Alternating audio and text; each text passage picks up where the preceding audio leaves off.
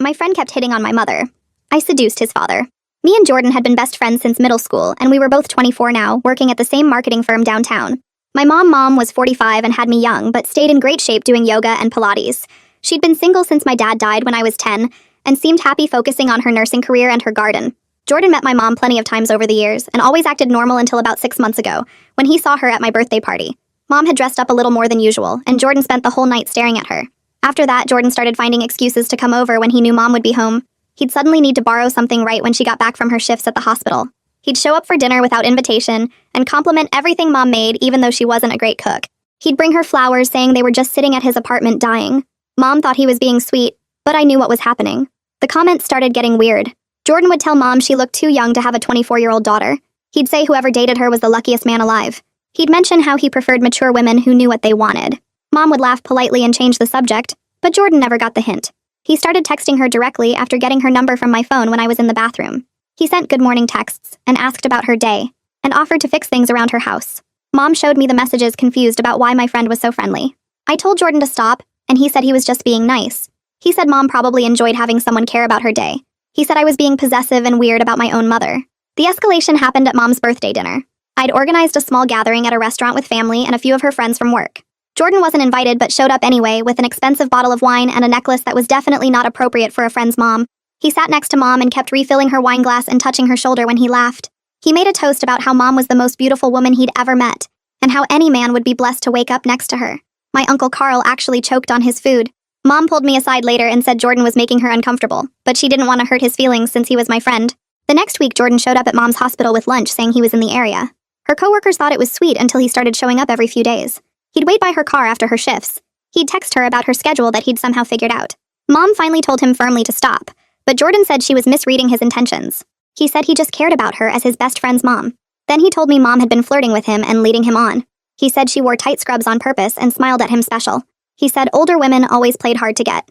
That's when I decided to teach Jordan a lesson. Jordan's dad, William, was 50 and divorced from Jordan's mom for 5 years. He owned a construction company and had that silver fox thing going on from years of physical work. I'd met him plenty of times but never paid attention until now. I started stopping by William's company with coffee and pastries, saying I was in the neighborhood. I wore sundresses and laughed at all his stories about construction mishaps. I asked for tours of his job sites and complimented his work ethic. William was confused but pleased that his son's friend was so interested in construction. Within 2 weeks, I was texting William about restaurant recommendations and asking his advice about home repairs I didn't need. I sent him photos from the gym saying I was trying to get in shape and asking for workout tips. I showed up at his house with groceries saying I'd bought too much food for one person. William started inviting me to stay for dinner. He taught me to use power tools in his garage while I wore shorts that were probably too short. He took me to a classic car show because I'd mentioned loving old cars, which was a complete lie. Jordan found out when William mentioned our friendship at their monthly lunch. Jordan called me screaming that I was disgusting and inappropriate. I said I was just being nice to his dad, who probably enjoyed having someone care about his day. I said Jordan was being possessive and weird about his own father. Jordan showed up at my apartment demanding I stop seeing William. I told him I'd stop when he left Mom alone. He said that was different because Mom actually liked him. I pulled out my phone and played a voicemail from Mom asking me to make Jordan stop because he was scaring her. Jordan's mouth hung open while Mom's voice filled my apartment from the voicemail speaker. She sounded nothing like her usual calm self. Her words came out shaky and fast, asking me to please make Jordan stop because she didn't feel safe walking to her car after night shifts anymore. She described how he'd been waiting in the parking garage 3 times that week. The color drained from Jordan's face until he looked almost gray under my kitchen lights. His hands dropped to his sides and he stopped moving completely except for his chest rising and falling faster than normal. Mom's voice kept going, explaining how the hospital security guard had to walk her out twice, and how she'd started parking in different spots hoping Jordan wouldn't find her. When the voicemail ended, the silence felt thick and heavy between us. Jordan opened his mouth like he wanted to say something, but no words came out at first. His earlier anger seemed to collapse inward, replaced by something that looked like shame, mixed with panic. He finally managed to speak, his voice much quieter than before. He started saying Mom must have misunderstood what he was doing there. I cut him off and asked him directly to explain what part of waiting by her car after dark in a parking garage could possibly be misunderstood as friendly behavior. Jordan's face went through several expressions, trying to find an answer that made sense. He couldn't. His mouth opened and closed twice before he just stopped trying. The defensive energy that brought him storming into my apartment had completely disappeared. He looked at my floor instead of at me. I waited for him to say something else, anything else, but he didn't. He turned and walked to my door without another word. His hand shook slightly when he grabbed the doorknob. The door closed behind him with a soft click that somehow felt louder than if he'd slammed it. I stood in my kitchen after Jordan left, still holding my phone with the voicemail screen showing. The apartment felt too quiet. I'd won, technically. Jordan finally heard Mom's actual feelings instead of the fantasy version he'd created in his head. He finally understood he'd been scaring her, not romancing her. But the victory felt empty and cold in my chest.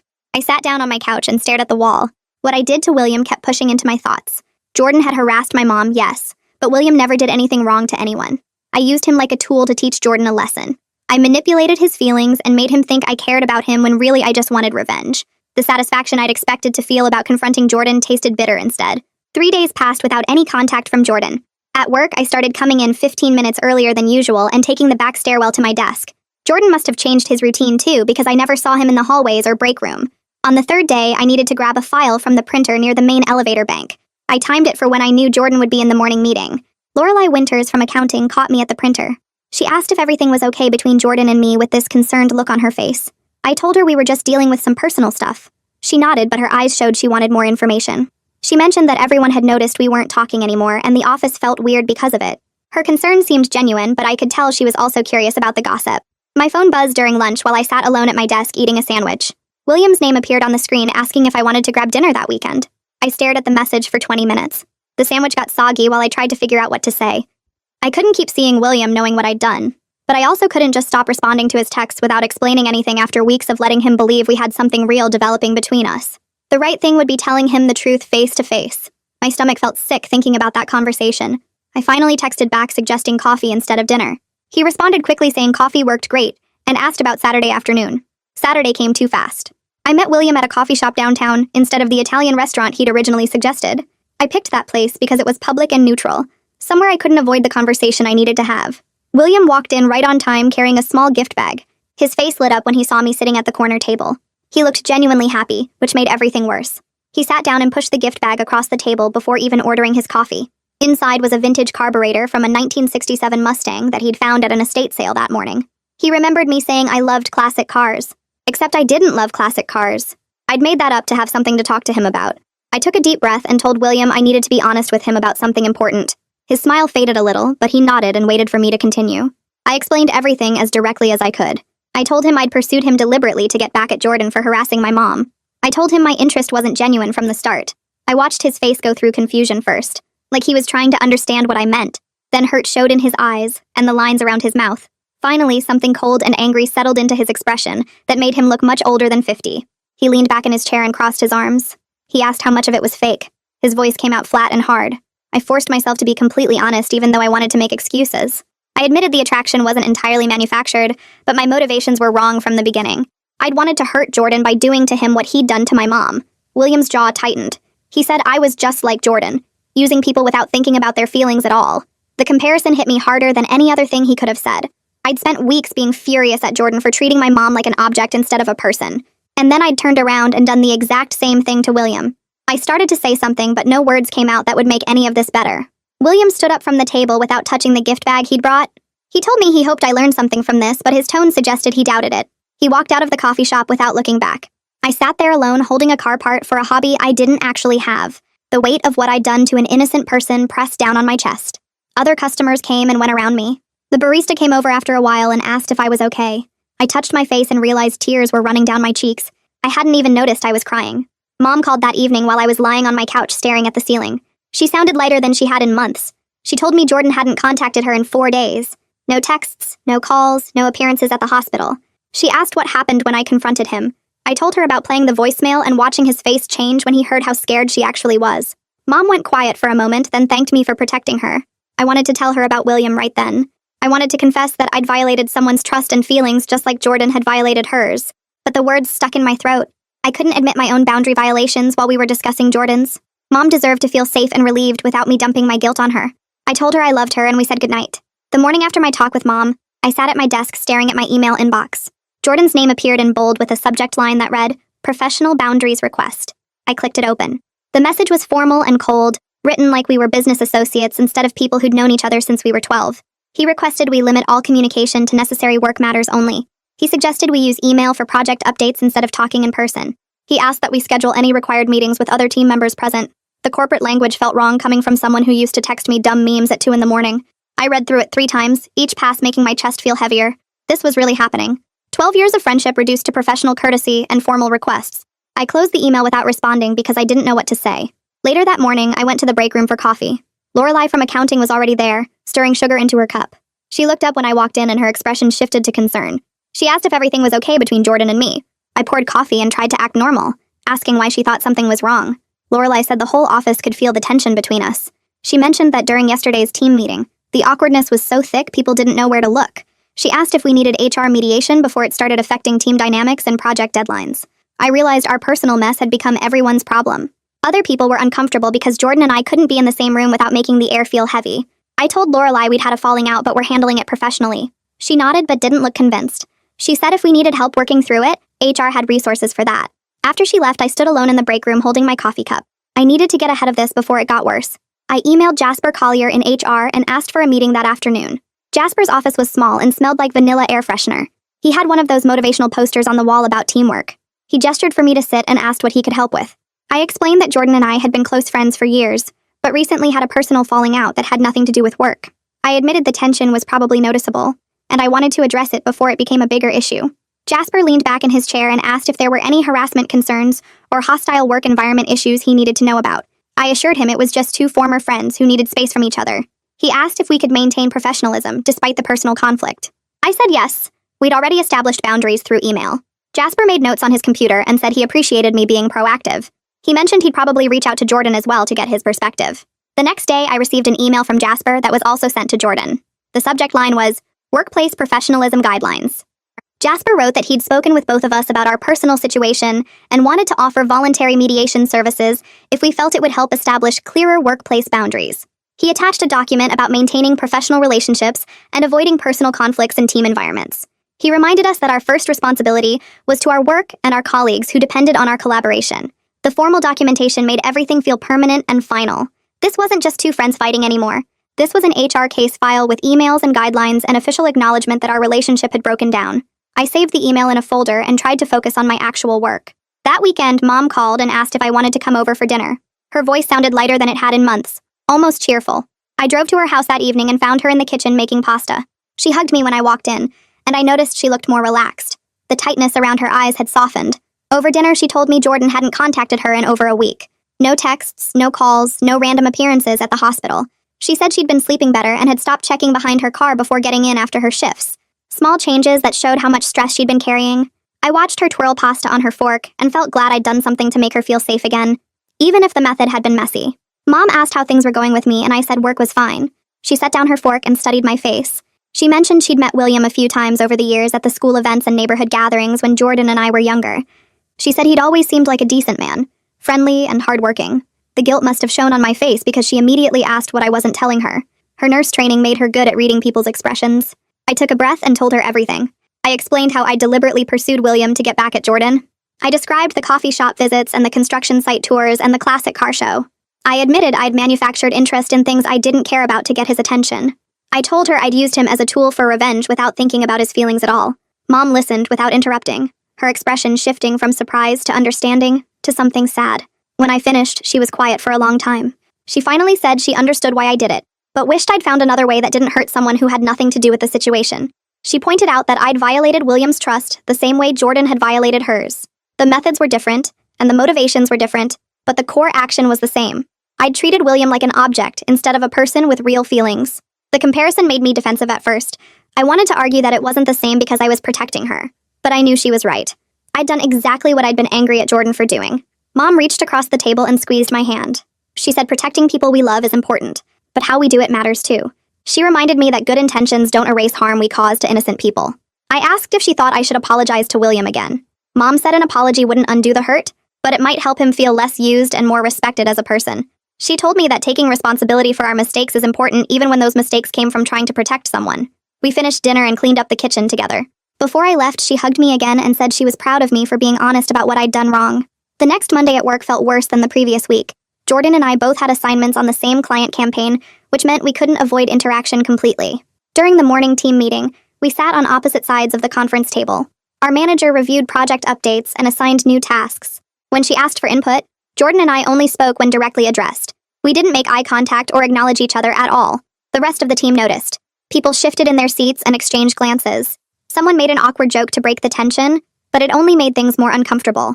After the meeting ended, Everyone left quickly like they couldn't wait to escape the weird atmosphere Jordan and I had created. Lorelai caught me at my desk right after everyone cleared out from the conference room.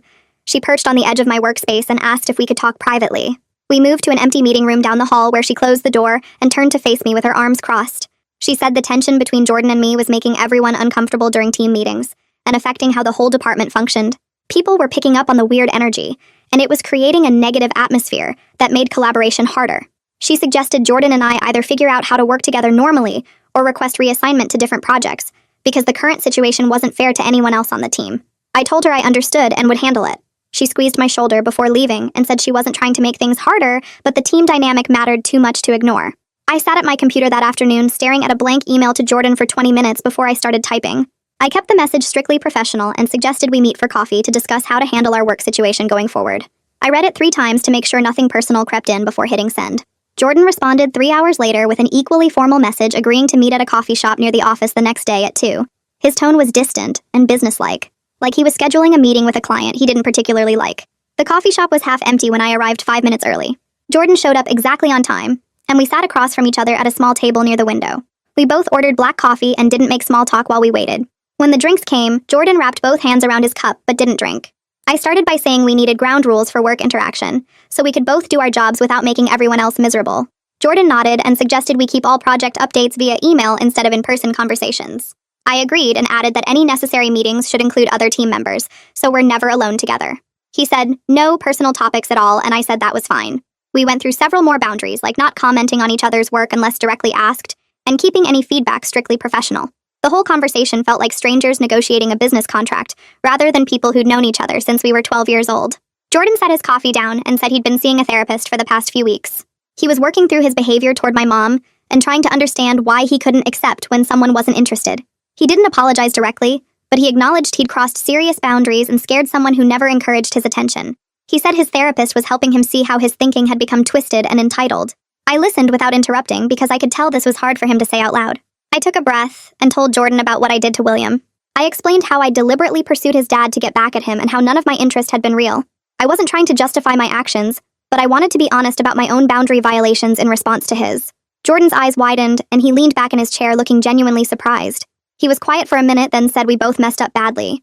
He said he'd started it, and his actions were worse because he'd targeted someone vulnerable and wouldn't stop when asked. But he said what I did hurt someone who had nothing to do with the situation, and that was its own kind of wrong. I agreed with him. We sat there for a while not saying anything and drinking our coffee. Jordan finally said he thought our friendship was probably over. I said I thought so too, but we could still maintain professional courtesy at work for both our careers. He agreed that made sense. The acknowledgement that 12 years of friendship had died because of this situation hung between us heavy and final. We finished our coffee and left separately without saying goodbye. Randolph Collier called me into his office 2 days later. He was Jasper's father and a senior partner at the firm who usually only dealt with major client issues.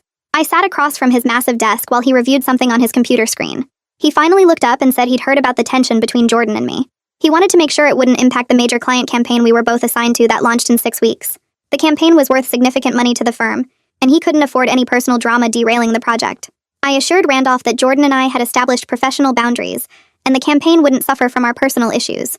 He nodded, but said he was considering reassigning one of us to a different project as a precaution anyway. The implication that our personal drama could derail a major account hit me hard. I realized how much professional damage this situation had caused beyond just the uncomfortable team meetings. Randolph said he'd make a decision by the end of the week and dismissed me. I walked back to my desk feeling like my career was evaluated based on personal mistakes. Jordan got reassigned to a different campaign 3 days later. I found out when I saw the updated project roster in my email. Later that afternoon, I overheard him talking to another coworker near the break room saying he'd requested the change himself. He said he thought it would be better for everyone if he moved to a different team. The relief of not having to work directly together anymore mixed with sadness that we'd reached a point where we couldn't be in the same room productively. 12 years of friendship reduced to avoiding each other in an office building. William's construction company got hired to do renovation work on our office building the following week. I saw him in the lobby talking to the building manager about the project timeline and materials. He was pointing at blueprints spread across a table and explaining something about load-bearing walls. I froze near the elevator bank hoping he wouldn't notice me. William looked up and our eyes met across the lobby. His expression went cold and hard in a way I'd never seen before. He deliberately turned away and continued his conversation with the building manager without any acknowledgement. I got in the elevator feeling like I'd been punched in the stomach. The next day at work, I got into the elevator heading up to my floor when 2 construction workers in hard hats stepped in behind me. One of them was talking to the other about job site issues while I stood facing the doors trying to be invisible. The older guy with gray stubble said something about William seeming off lately, not his usual self when he checks on the crews. The younger worker asked if everything was okay with the boss, and the older one shrugged, saying William just seemed stressed and distracted, not making his usual jokes or asking about their families like he normally did. I felt my stomach twist as I realized my revenge plan had done more than just hurt William's feelings in the moment. I'd affected how he showed up at work every day, changed how he interacted with people who depended on him for their jobs and respected him as their boss. The elevator dinged at my floor, and I stepped out quickly before they could notice my face going red. Mom called me that evening while I was making dinner, her voice uncertain in a way that made me turn off the stove immediately. She said Jordan's mother had found her on Facebook and sent a long message apologizing for her son's behavior. The message apparently said she'd heard about what Jordan had done and was horrified that he'd harassed someone that way. Jordan's mom said she hoped they could still be friendly, despite what happened since they'd known each other for years through me and Jordan's friendship. Mom sounded torn as she read parts of the message to me over the phone. She said the apology seemed genuine and she appreciated someone in Jordan's family acknowledging how scary his behavior had been. But she also felt weird about staying connected to Jordan's family in any way after everything that happened. The whole situation made her uncomfortable, even though Jordan's mom had been nothing but kind in the message. I told Mom to do whatever felt right for her own comfort and peace of mind. I said she shouldn't worry about my feelings about Jordan's family, or try to maintain relationships that made her uncomfortable just to be polite. Mom was quiet for a minute before saying she thought she'd accept the apology and thank Jordan's mom for reaching out, but that she'd keep her distance and not try to maintain any regular contact. The boundary felt healthy and appropriate given everything that had happened. I agreed, and we moved on to talking about her garden and the tomatoes that were finally starting to ripen. Lorelai caught me in the hallway outside the conference room 2 days later and asked if I wanted to grab lunch. She had that look on her face that meant she wanted to talk about something specific, not just casual coworker chat. We ended up at a sandwich place down the block where she waited until we'd ordered before saying she'd heard rumors about what happened between Jordan and me. The office gossip had apparently filled in details that were both accurate and completely made up, creating a story that was half truth and half wild speculation. Lorelai said she didn't believe most of what she'd heard, but she was curious about the real story if I felt like sharing. I appreciated that she asked directly instead of just believing whatever version was floating around the break room. I gave her a simple version that acknowledged we both made serious mistakes. I explained that Jordan had been harassing my mom and wouldn't stop when she asked him to, so I did something equally wrong to make him understand how it felt. I didn't go into specifics about William, but I made it clear that I'd crossed lines I shouldn't have crossed, even though my goal was protecting my mom. Lorelai listened without interrupting, her expression thoughtful as she ate her turkey sandwich. Her response surprised me. She said it sounded like two people who cared about protecting someone made bad choices under stress. She pointed out that human situations are messy and don't fit into simple good guy versus bad guy stories like people want them to. Lorelai said we both probably wished we'd handled things differently, but that didn't make either of us monsters, just people who made mistakes when emotions ran high. Her perspective helped me see the situation with less harsh judgment of myself, while still accepting that what I did was wrong. I thanked her for not treating me like I was either completely innocent or completely terrible, and she smiled and said, "Real life doesn't work that way." Lorelai mentioned that her husband Manfred works in construction and apparently knows William professionally. She said Manfred had mentioned recently that William seemed to be doing okay, but had been hurt by someone he was dating. Lorelai didn't know I was that someone, and I didn't tell her, just nodded and changed the subject. The guilt hit fresh, knowing that William's hurt was visible enough that his professional contacts noticed and talked about it. 3 weeks later, the campaign I'd been leading finally launched across all our clients' platforms. The client loved the creative direction, and the initial response numbers were strong, showing good engagement across their target demographics. Randolph called me into his office to congratulate me on the successful launch. He said he was pleased with how the campaign turned out and mentioned he was glad the personnel situation between Jordan and me hadn't impacted the work quality. I thanked him and said we'd both stayed professional despite our personal issues. The small professional victory felt good amid all the personal wreckage, like at least one part of my life was functioning properly. I heard through coworkers that Jordan's reassigned campaign had also gone well. People said he'd been more focused and productive since moving to the new project, really diving into the work with fresh energy. The physical and professional distance seemed to be helping both of us function better at work. We could each do our jobs without the constant tension of working directly together, and our teams were happier not being caught in the middle of our personal drama. I had a client dinner at an upscale Italian place downtown about a month after everything fell apart. I was waiting in the lobby for my client to arrive when I spotted William across the restaurant talking to someone at a corner table. My first instinct was to leave immediately, but my client texted saying she was parking so I couldn't bail without looking unprofessional. William glanced up and our eyes met across the room. This time he didn't look away immediately or go cold like he had in the office lobby. Instead, he gave a brief nod in acknowledgement before returning to his conversation. The gesture was definitely cold but not actively hostile, more like he was processing what happened rather than staying in active anger. I nodded back and turned away as my client walked through the door. Mom called me excited a few days later saying she had news. She'd started dating someone she met at a hospital fundraiser the previous month. His name was James, and he was a radiologist who worked at a different hospital across town. Mom described him as kind and respectful, someone who made her laugh and didn't push her boundaries or make her uncomfortable. She said he'd asked her properly on dates and respected when she said she wanted to take things slow. Hearing the happiness in her voice and knowing she felt safe and comfortable with someone appropriate reminded me that protecting her from Jordan's harassment had been the right goal. My methods were wrong and I hurt people along the way, but Mom being happy and safe with someone who treated her well was what mattered in the end. 3 months passed with Jordan and me staying in our separate corners of the office, and then my phone buzzed with a text from him on a Saturday morning. I stared at his name on my screen for a full minute before opening the message. He said he wanted to thank me for playing that voicemail, that hearing Mom's scared voice forced him to face what he'd been doing. He explained that therapy was helping him understand why he felt like he deserved my mom's attention just because he wanted it. He said his therapist called it entitlement and toxic thinking, and he was working through patterns he'd developed over years without realizing how wrong they were. The text was long and detailed, nothing like the brief work emails we'd exchanged for months. I read it 3 times before responding. I typed out several versions of my reply, deleting and rewriting until I settled on something honest. I thanked him for getting help and said we both needed to face hard truths about our actions. I admitted that using William was wrong even though protecting Mom was right. The conversation stayed brief, just 2 texts each, and it didn't fix our friendship or make things comfortable again. But something shifted knowing Jordan was actually working on himself, instead of just avoiding the problem. Jasper stopped by my desk on Monday morning with his usual friendly smile, and asked if he could grab a quick word. We walked to an empty conference room, and he asked how things were going with Jordan now that several months had passed. I told him honestly that the professional boundaries were holding strong, and the tension had decreased a lot. We kept our interactions to necessary work communication and stayed out of each other's way otherwise. Jasper looked relieved when I said that, mentioning he was glad the situation worked itself out, without needing formal steps or anyone getting written up. He said HR had been monitoring things from a distance to make sure the work environment stayed healthy for everyone. I appreciated that he'd checked in without making it a big official thing, just genuinely wanting to know we were both okay. I bought nice paper and a good pen from the stationery store, the kind with weight and texture that felt important. Sitting at my kitchen table that evening, I wrote William a letter apologizing for everything I'd done. I took full responsibility for using him as a tool to get back at Jordan without thinking about his feelings or treating him like an actual person. The words came slowly because I kept stopping to make sure they were genuine and not just making myself feel better. I wrote about how wrong I was to manipulate him and how he deserved so much better than what I did. When I finished, I folded the letter and put it in an envelope, but I didn't address it right away. The letter sat on my counter for a week while I read it every morning, checking that my apology was real and not self-serving. I wanted to make sure I was doing this for William, not for my own guilt. I finally wrote William's address on the envelope and dropped it in the mailbox outside the post office. My hands shook a little as I let it go, knowing I had no right to expect anything back. 2 weeks went by with nothing, and I told myself that was okay, that William didn't owe me forgiveness or even acknowledgement. Then a small envelope showed up in my mailbox with William's return address.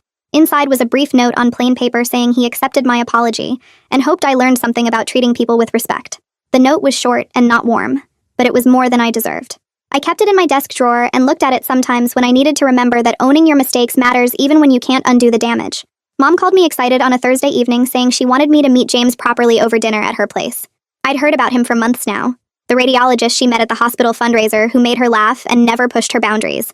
Driving to Mom's house that Saturday, I felt nervous about meeting the man who'd become so important to her.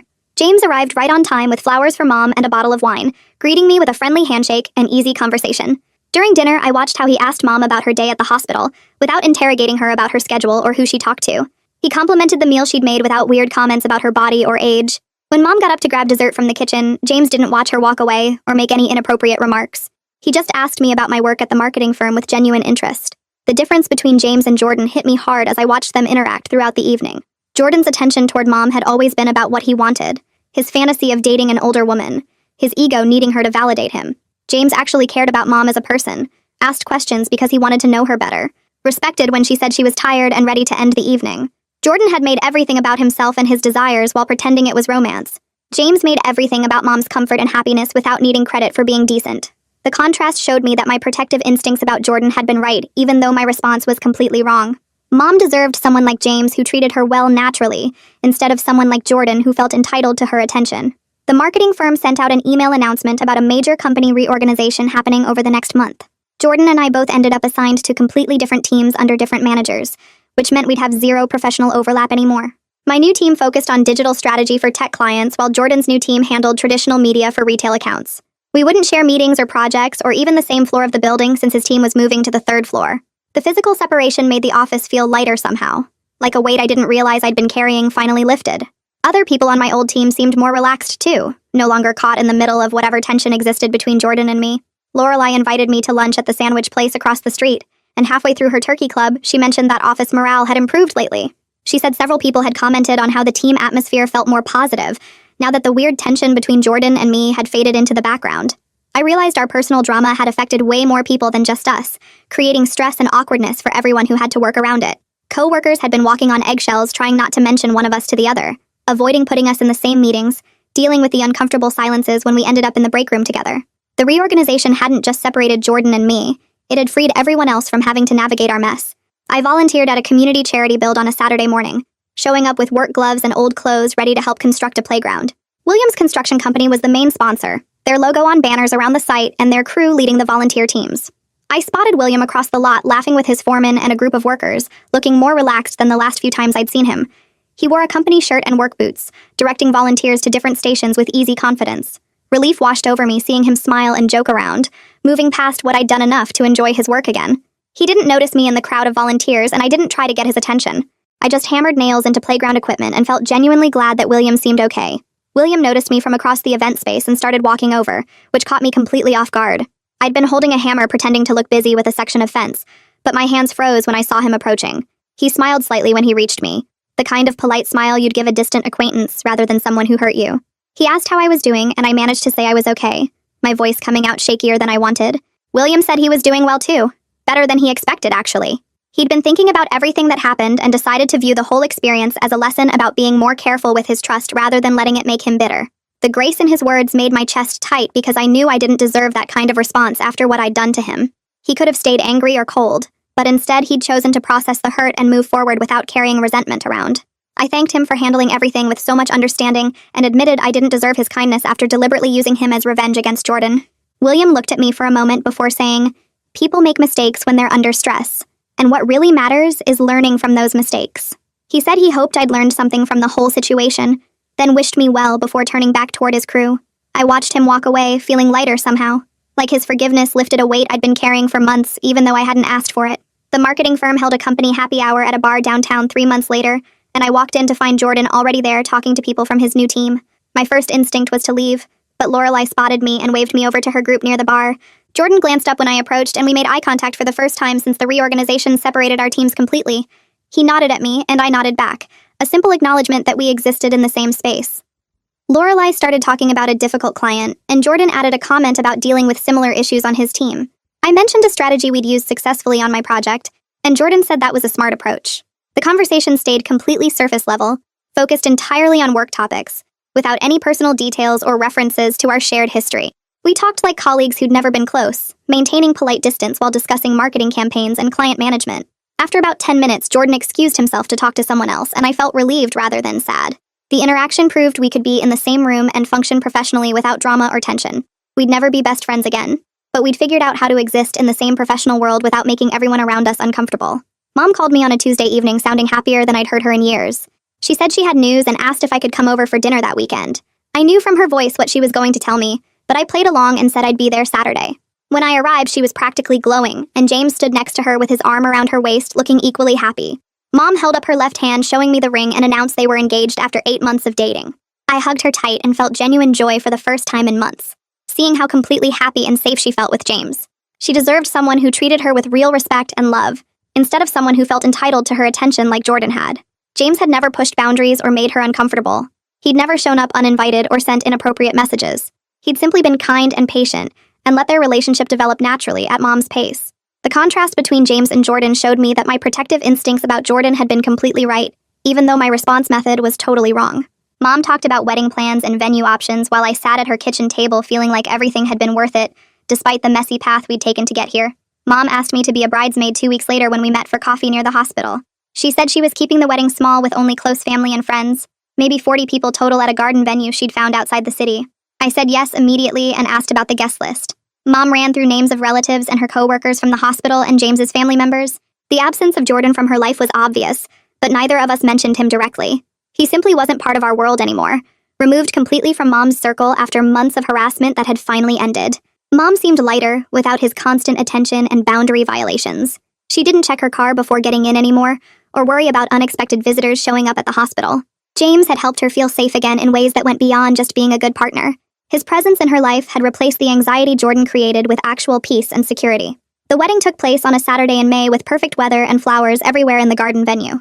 I stood next to Mom's other bridesmaids watching her marry James, surrounded by people who genuinely cared about her happiness and well-being. My Uncle Carl was there with his wife. Mom's co-workers from the hospital sat in the second row. James's grown daughter stood on his side looking thrilled to have Mom joining their family. Everyone present wanted good things for Mom without any hidden agendas or inappropriate desires. I watched James look at Mom like she was the most important person in his world, which she was, and I felt complete peace about how everything had turned out. Jordan's harassment had ended. Mom had found real love with someone who respected her. The path to this moment had been incredibly messy, and I'd hurt people along the way. But the outcome standing in that garden watching Mom get married was undeniably positive. She was safe and happy and loved by someone worthy of her trust. Lorelai mentioned at lunch the following week that Jordan got promoted to lead a new division at the firm. Apparently, he'd been doing excellent work on his projects and building a reputation as a respectful team leader who people actually wanted to work with. The therapy and self-reflection he'd been doing seemed to have genuinely changed his approach to relationships and professional boundaries. I heard through other coworkers that his new team appreciated his management style and that he'd been getting positive feedback from clients. The promotion felt like proof that people could actually change their behavior patterns if they put in real work to understand why they'd acted badly in the first place. Jordan would never be my friend again, and I'd never forget what he did to Mom, but I could acknowledge that he'd taken responsibility and made real efforts to become a better person. I got promoted 3 weeks after Jordan, taking on a senior strategist role with more responsibility and creative control over major campaigns.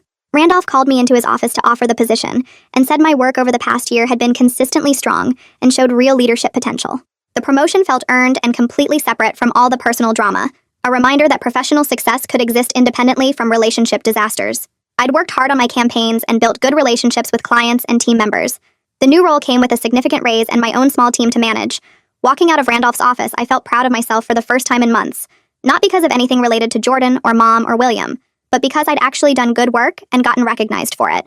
Manfred stopped by Lorelai's desk one afternoon while I was there discussing a project, and the conversation shifted to weekend plans.